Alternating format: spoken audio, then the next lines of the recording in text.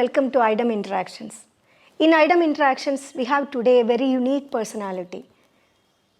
She will be talking to us about Kashmir, Kashmiriyat, folk tales, writing books, languages, and much more. Welcome, Onaiza Drabu. Thank you so much. Onaiza Drabu is an author from Kashmir. She is collecting folk tales and translating and publishing them. She is also an anthropologist who is working with the United Nations. So let me ask you my first question about your childhood. How was your childhood? Because for people in South India, Kashmir is a very exotic kind of feeling. Yes. But actually we do not know Yeah. what Kashmir is.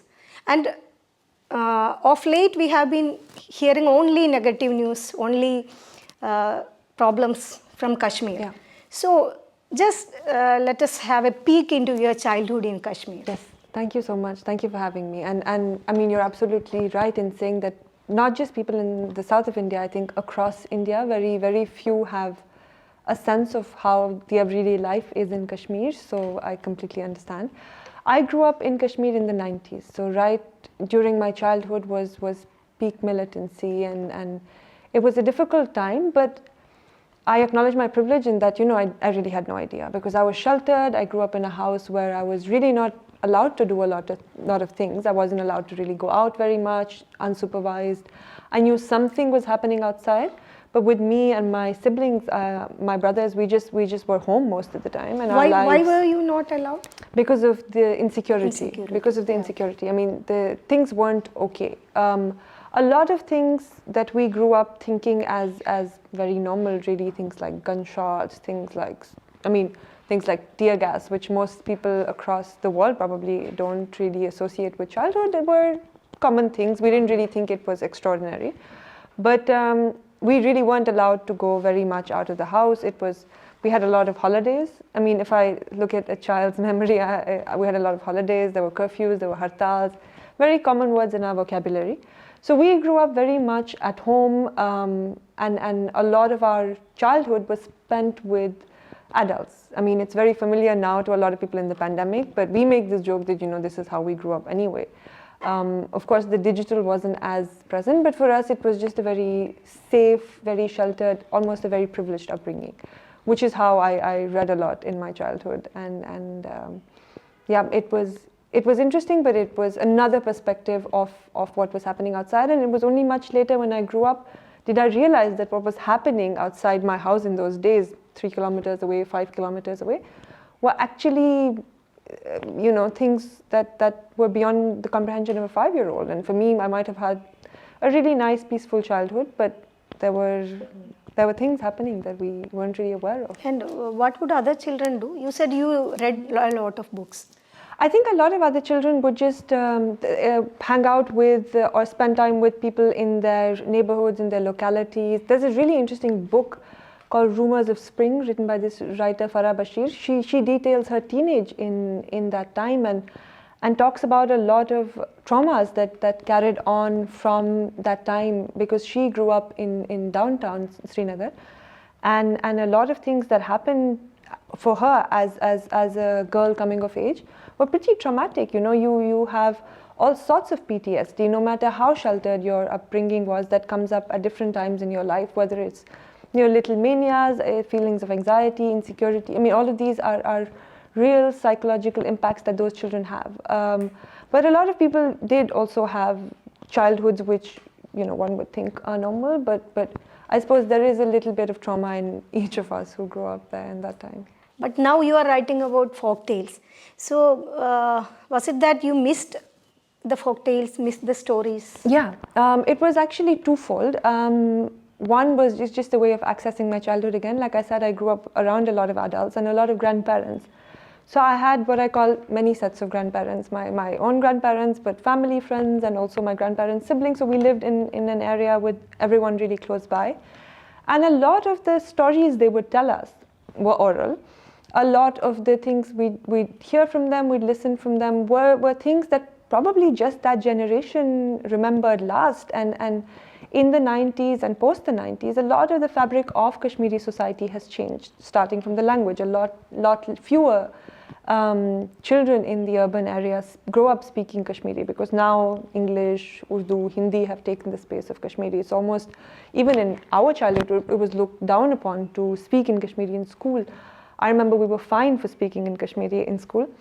So in a way, it was accessing my childhood, but also an archival project, because I realized that most new parents don't tell their children these stories. My own parents don't remember these stories. So in a way, I had to go back to sources, but even those sources don't remember very many of these. So I spoke to a lot of grandparents, and you know, everyone's memory is a bit weak now.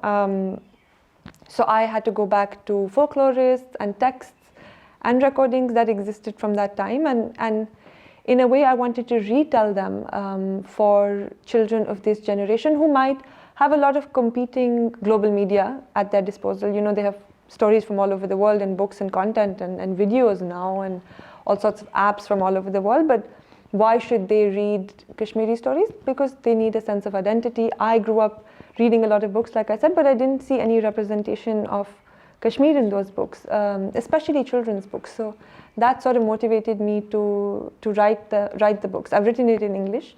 But weren't there storytellers, traditional storytellers? There were traditional storytellers, but I think those also disappeared in these last 30 years. I think the fabric of society has changed pretty quickly, I suppose globally as well. But there isn't a reinvention that has happened. So for instance, for Urdu, there's a lot of theatre and dastan goi and things like that they're trying to revive the art of storytelling in Urdu.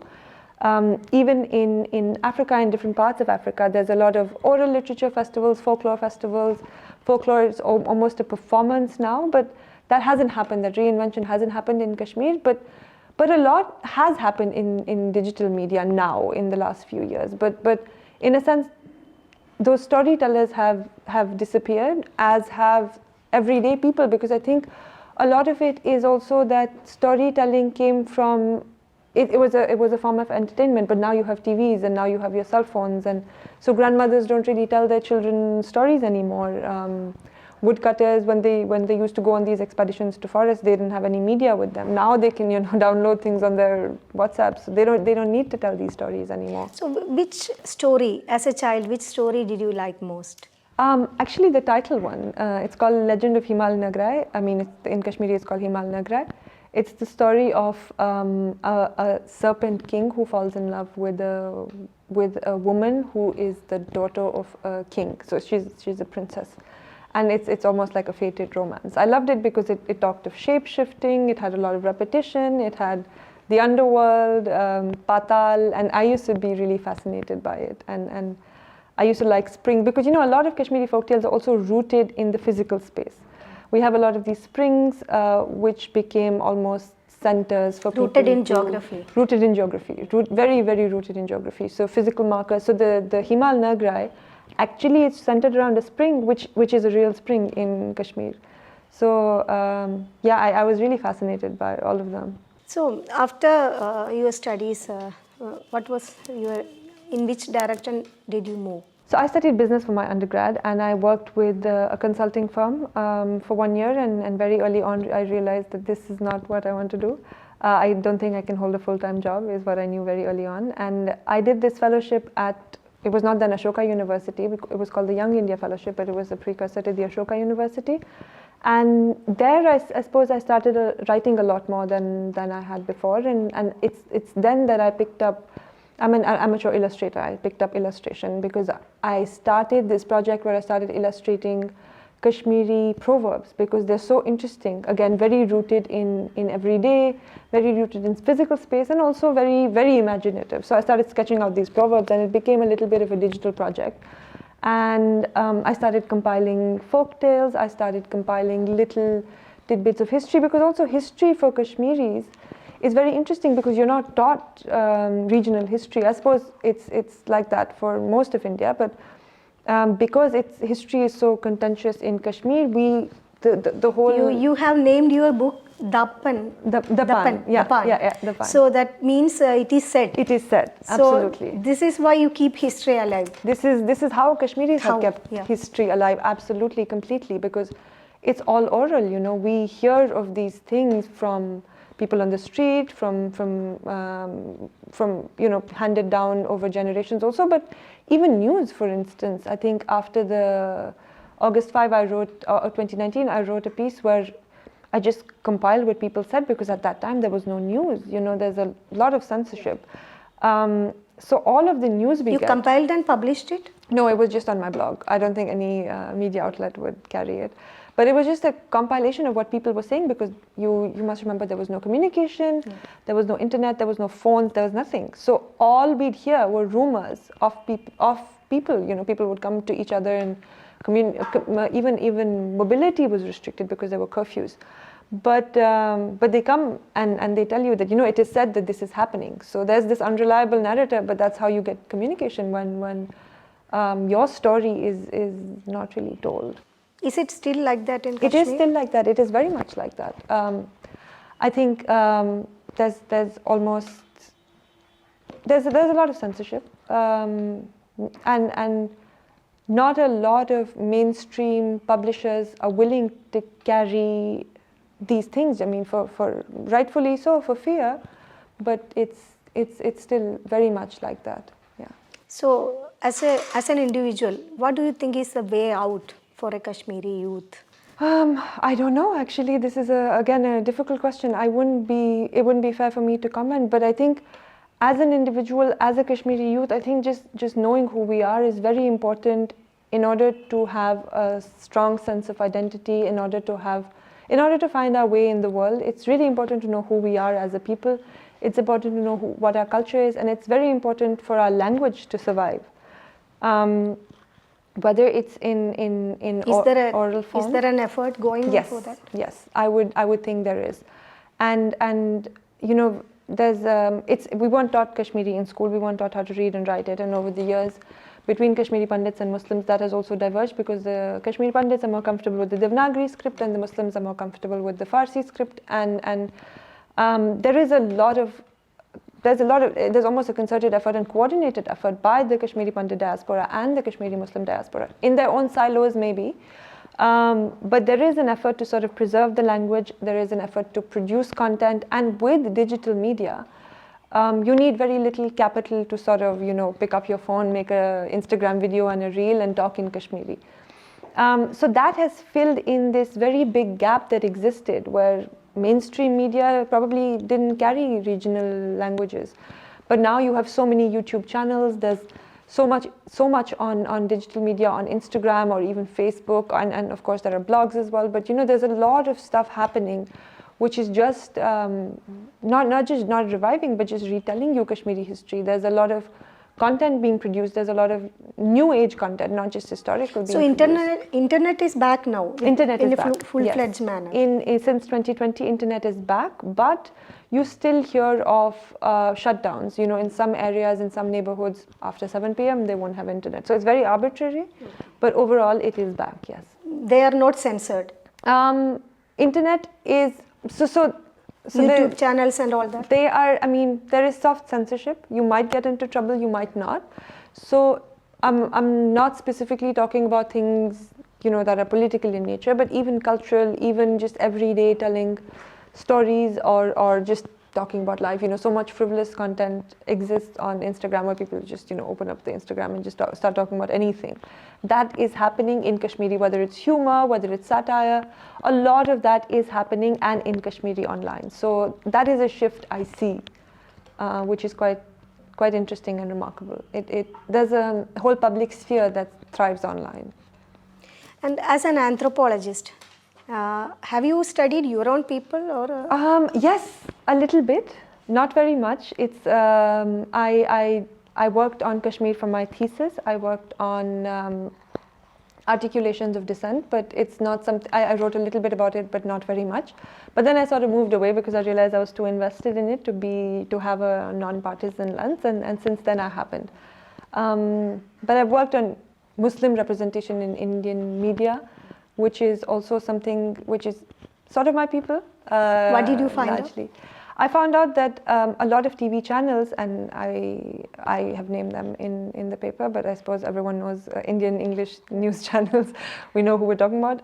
Almost prime audiences to receive information about Muslims in a certain way, in that they show you that they're, you know, either backward, or Muslim women need to be saved, or they're almost savages, or you know, they're jihadis or terrorists. So all of these words that are normal associations, and we see a lot of that even playing out now, because all of these tropes come back again.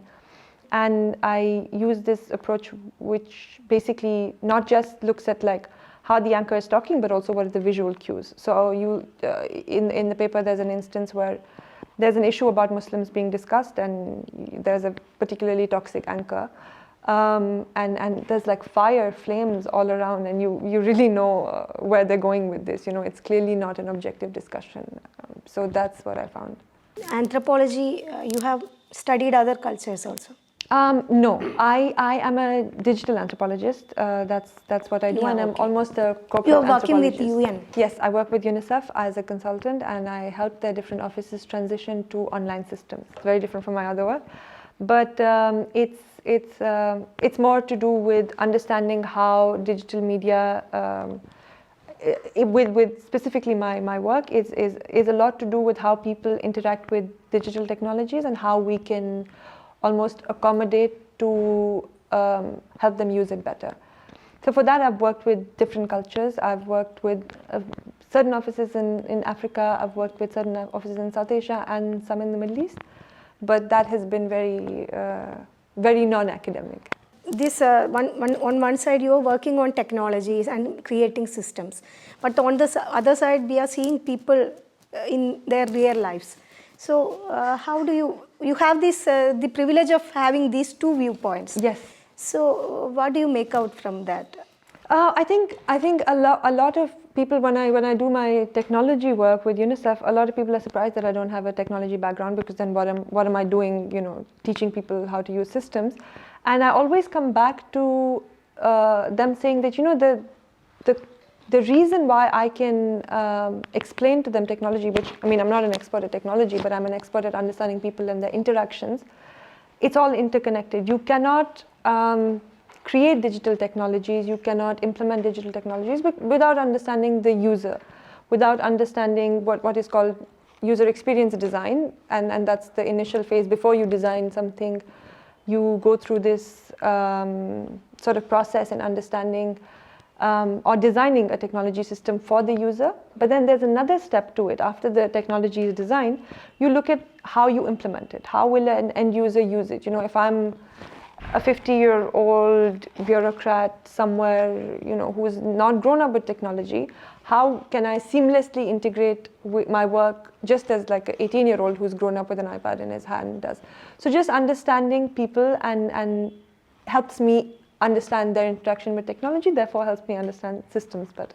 Suppose I am a Hindu who believes in this mainstream media and all this Hindutva narrative. So I might think that Kashmir is on the border, it's a very volatile kind of place. And also it is not right to give special status to a region when it belongs to one country. So what do you think about all that, the mainstream narrative, that the Hindu narrative? Yeah.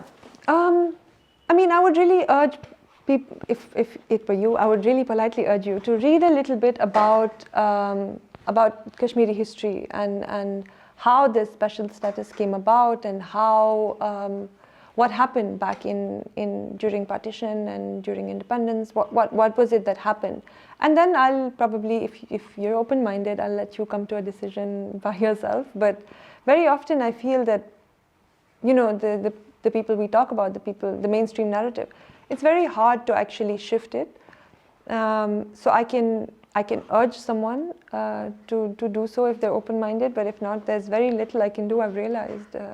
As an anthropologist, do you think, is there a way to start a conversation with this? I do not mean the politicians or the leaders, but the common people who believe in this narrative. Is there a way to start a conversation with them? There must be. I haven't found it. Yeah.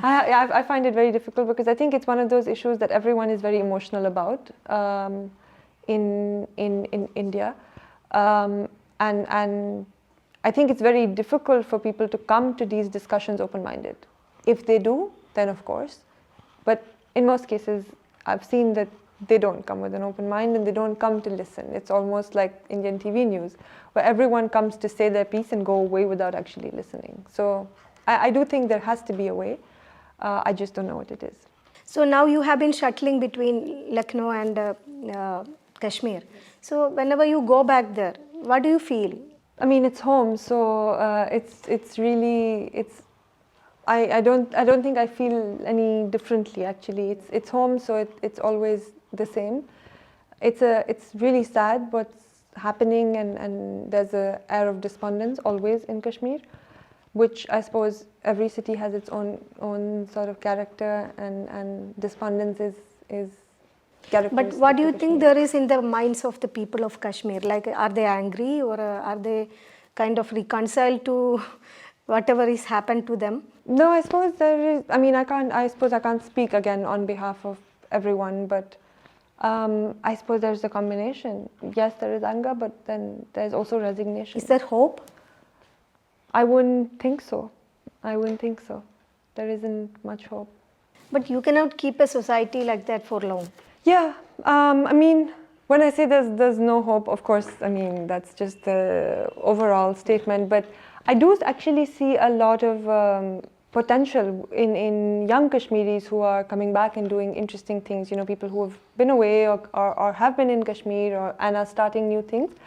And I think therein is the hope we're looking for. There's a lot of satire online, there's a lot of content produced, there's a lot more people working on Kashmir than ever before and working in Kashmir. They're setting up spaces, they're setting up, you know, whether it's restaurants, hotels, or So people are learning to joke about the dark times. Yes, yeah, they've always joked about the dark times. We're a very humorous society. We've had a lot of dark times. So there's a great sense of humor that prevails at all times.